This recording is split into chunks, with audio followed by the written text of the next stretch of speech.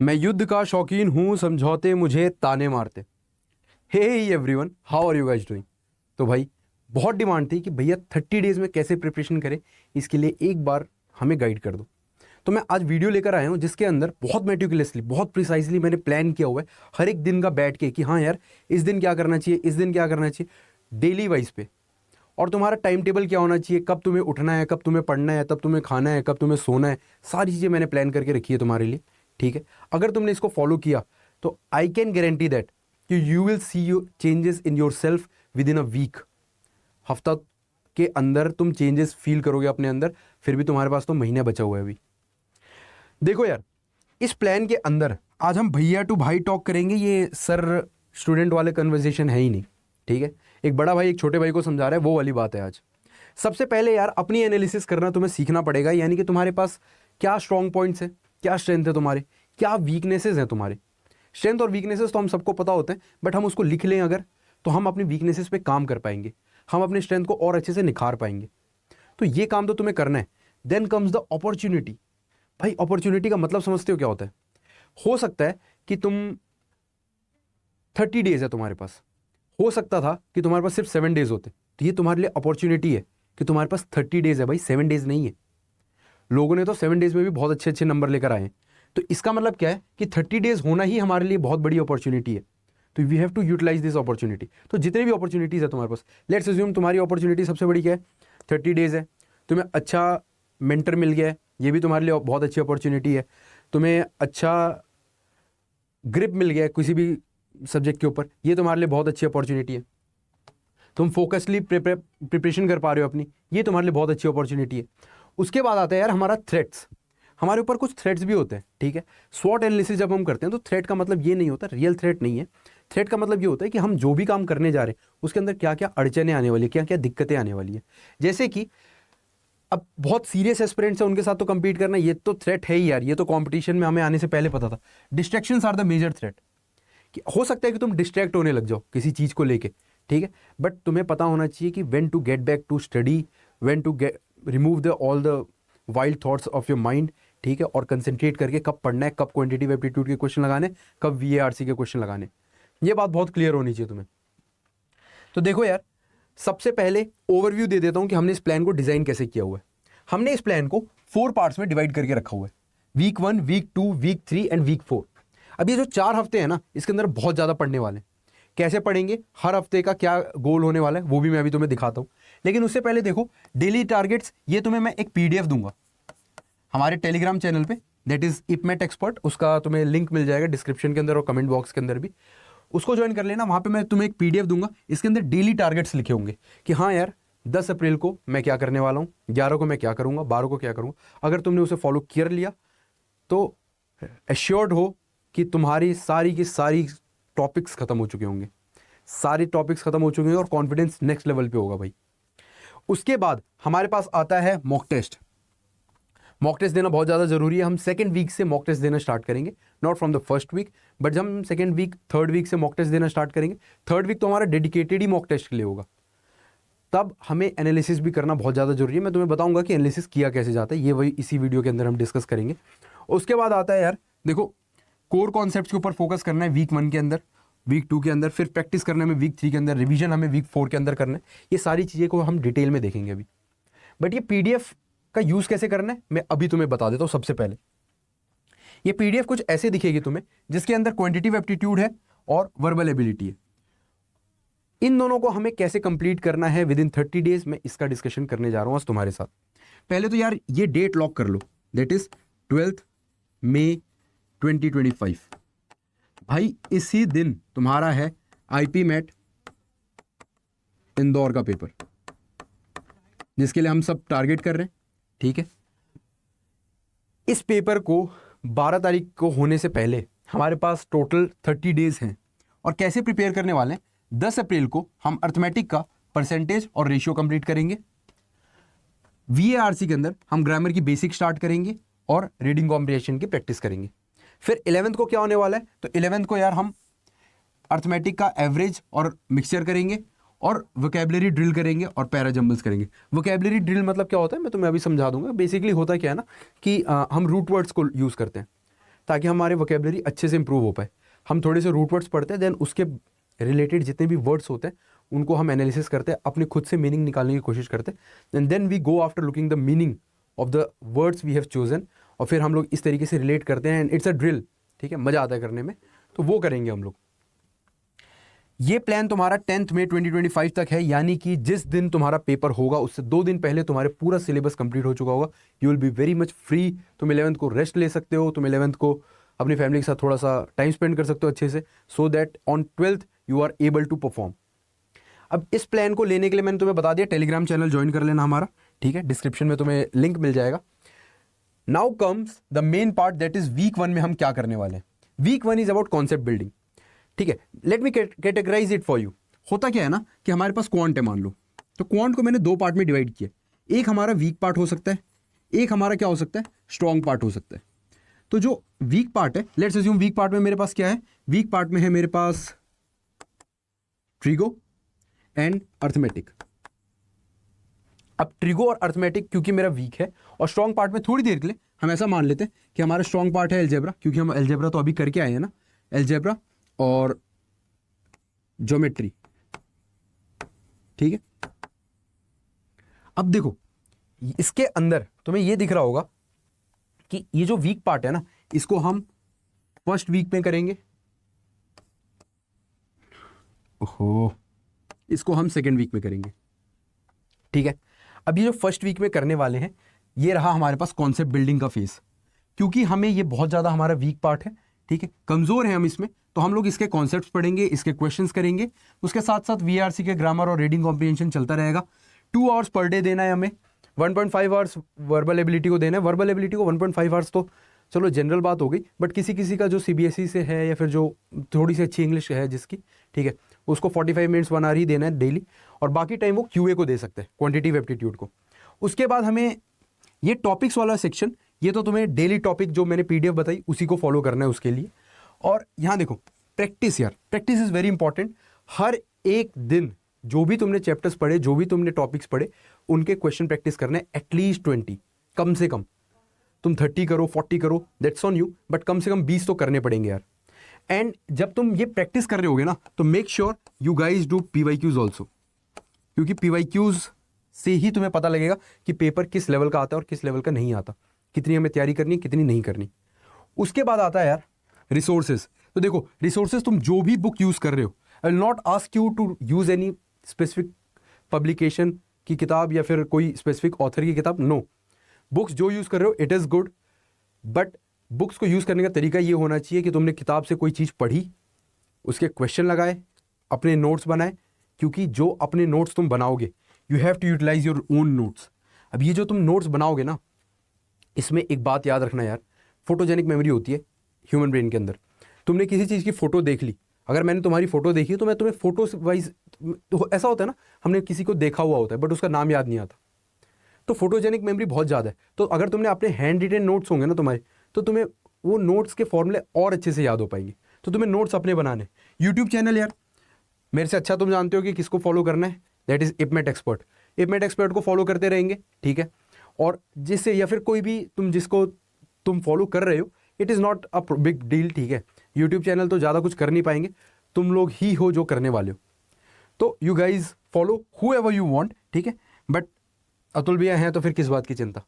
आगे चलते हैं। वीक 2 के अंदर हम लोग देखो यार, मैंने यहाँ पे लिखा है इंटरमीडिएट प्रैक्टिस। बेसिकली ये जो वीक 1 के अंदर हमने वीक अपना जो कमज़ोर पार्ट था उसको कंप्लीट किया, अब हमारी बात आती है स्ट्रॉन्ग पार्ट को कंप्लीट करने की।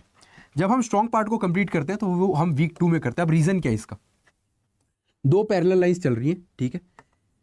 ये जो तुम्हारा वीक पार्ट है ना, इसका तुम यहाँ पे रिवीजन कर रहे हो, अभी वीक 2 के अंदर हो तुम प्रेजेंटली, और यहाँ पे तुम रिवीजन कर रहे हो अपने वीक पार्ट का और प्रैक्टिस कर रहे हो, ठीक है।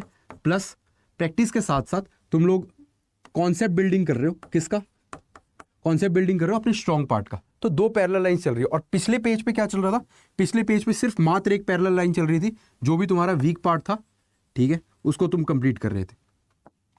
तो इस वजह से मैंने इसको वीक 2 में डाल रखा है, ताकि हमारे स्ट्रॉन्ग पार्ट को साथ साथ हमारा रिवीजन भी चलता रहे, किसका, वीक पार्ट का। इसके आगे चलते हैं यार, स्टार्ट विथ सेक्शनल मॉक्स। अब यहाँ पे तुम सेक्शनल मॉक से स्टार्ट कर सकते हो, बिकॉज तुमने 50% सिलेबस ऑलरेडी खत्म कर दिए, ऑलमोस्ट 50%, लेट्स अज्यूम 40% तो तुमने सिलेबस कंप्लीट कर चुके हो। तो इस वजह से तुम सेक्शनल मॉक्स पे जाओ, increase questions of the difficulty level ना, अपने क्वांटिटेटिव एप्टीट्यूड का जो क्वेश्चन है उसके डिफिकल्टी लेवल को इंक्रीज करो। रीज़न क्या है उसके पीछे, कई बार क्या होता है हम एक ही लेवल के क्वेश्चन को करते जाते हैं and then we feel very confident, और एक टाइम बाद ओवर कॉन्फिडेंट हो जाते हैं। तो हमें ओवर कॉन्फिडेंट तो होना नहीं है, इसलिए हम क्या करेंगे, क्वांटिटेटिव एप्टीट्यूड के क्वेश्चंस को इंक्रीज करते रहेंगे लेवल डिफिकल्टी का, ताकि हम कितना भी टफ क्वेश्चन दे we are able to do it, और हमें थोड़ा सा ग्राउंडेड रहें, ओवर कॉन्फिडेंट ना हो जाए। The fourth part is vocabulary builder. यहाँ से यार हम लोग को वोकैब याद करना शुरू करना पड़ेगा, बिकॉज आप 20-21 दिन तक कोई भी चीज़ को मोस्टली याद रख सकते हो।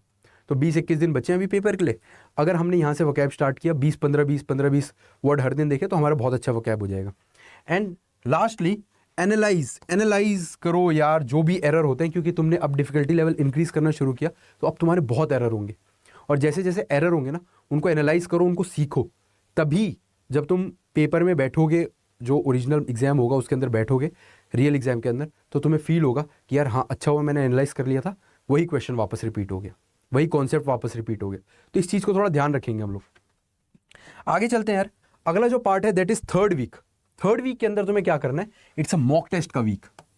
अब तुम्हें ये लग रहा होगा कि भैया आपने पहले के 2 वीक में तो कॉन्सेप्ट बिल्डिंग करा दी, क्वेश्चन प्रैक्टिस करा दिया, समझ में आ गया, आप यहाँ पे मॉक करा रहे हो, फोर्थ वीक में मॉक कराओ ना।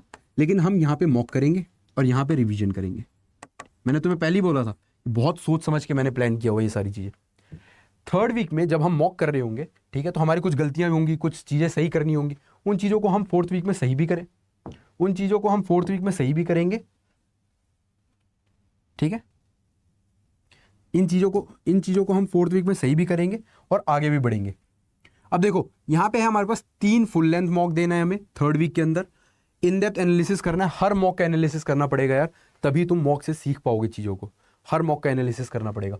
उसके बाद टाइम मैनेजमेंट ड्रिल्स। देखो टाइम मैनेजमेंट ड्रिल्स क्या होता है बेसिकली, अगर तुमने कोई मॉक दिया, फिर तुम फील करते हो कि नहीं यार मैंने क्वांटिटेटिव एप्टीट्यूड के इन टाइप के क्वेश्चंस पे ज़्यादा टाइम दे दिया था, तो जब तुम सेकेंड मॉक दोगे तो वो वाली गलती नहीं करोगे।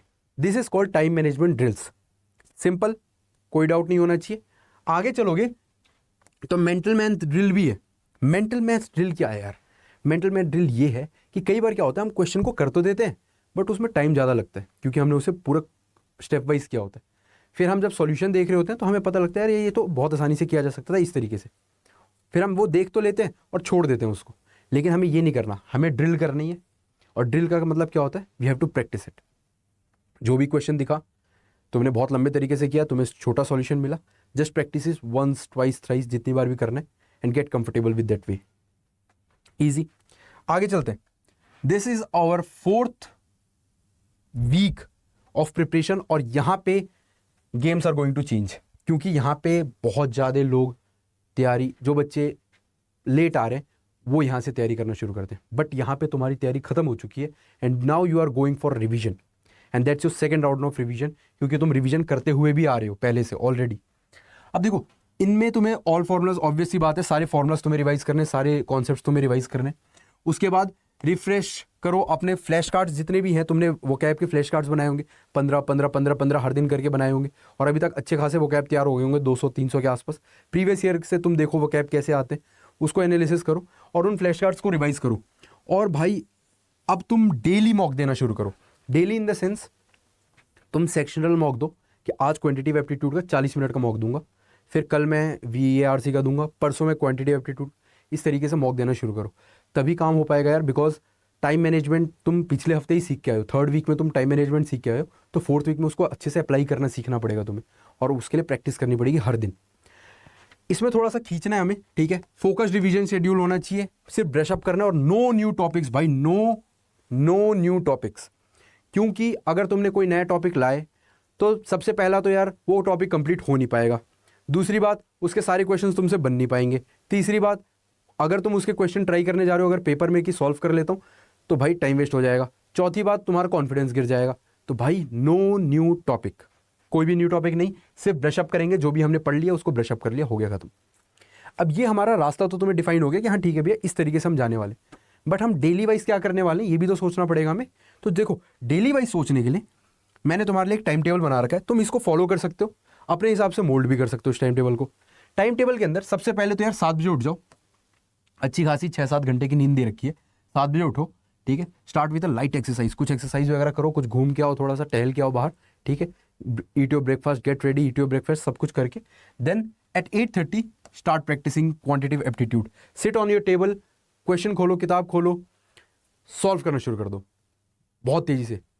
उसके बाद क्वांटिटेटिव एप्टीट्यूड जब तुमने 8:30 पे स्टार्ट किया, 10:30 पे 2 घंटे हो चुके हैं अभी हमारे पास, ठीक है। और 2 घंटे बाद रिवाइज करो की फॉर्मुलाज एंड शॉर्टकट्स को। अब मैंने ये ऐसा उल्टा क्यों किया, भैया पहले रिवाइज कर लेते फिर कर लेते, नहीं। हो क्या रहा है ना, ये तुम क्वांटिटेटिव एप्टीट्यूड के क्वेश्चन तो कर रहे हो क्योंकि पिछले दिन तुमने कुछ ना कुछ कॉन्सेप्ट पढ़ा होगा, उसी के बेसिस पे तुमने क्वेश्चन करने हैं।